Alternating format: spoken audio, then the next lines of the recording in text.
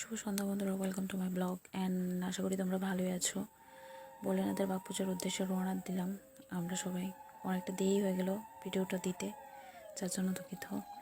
ভোলেনাথের বাঘ পূজার উদ্দেশ্যে রওনা দিলাম আমরা সবাই। তখন প্রায় রাত 1টা বাজে। খুব ভয় ভয় করতেছিল, কিন্তু কী আর করা যাবে, চাইতে তো হইবই। আর এটা ছিল আমার জীবনে ফার্স্ট পূজা, যেটা এত রাতে একা একা বাড়ি থেকে গিয়া করছিলাম। আর ওইখানে যাওয়ার পর সবার সঙ্গে মিলিত হওয়ার পরে আমার তো আর কোনো ভয়টই ছিল না। আর ভোলে বাবা শিবজির উদ্দেশ্যে বাঘ পূজাটা নাকি শ্রাবণ মাসের শেষ সোমবারের শেষ রাতের প্রথম প্রহরের রাত 1টায় শুরু হয়। আর আমরাও সে অনুযায়ী সব কিছু গুছিয়ে রাত 12:45 থেকে প্রায় 1টার মধ্যে বাইরে হয়ে গেছিলাম গা। আর ওইখান থেকে জল তোলার পর ফার্স্ট পূজাটা করছিলাম এখানে, তারপর দ্বিতীয় পূজাটা করছিলাম এখানে ব্রহ্মকুমারী সেন্টার সামনে। বাবার একটা ছোট্ট মন্দির ছিল। আমার সম্পূর্ণ পূজাটা আমি ওইখানেই কমপ্লিট করছিলাম। তারপর তৃতীয় পূজাটা করছিলাম শিবকালী মন্দিরে বাড়ি আসার পথে।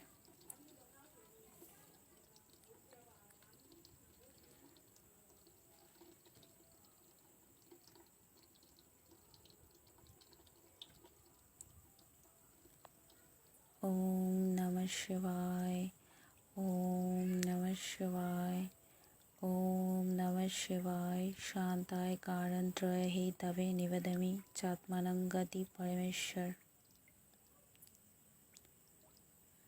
বন্ধুরা, আমি যখন পূজাটা করতেছিলাম তখন প্রায় রাত 3টা বাজে। আমার জীবনের ফার্স্ট।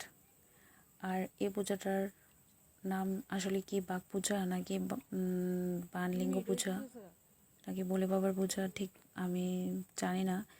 তবু আমি বাঘ পূজা নামেই অনেকের কাছ থেকে শুনছি, তো আমি এটাই কইছি। যদি তোমরা জানা থাকে তবে অবশ্যই আমার কমেন্টে জানাও।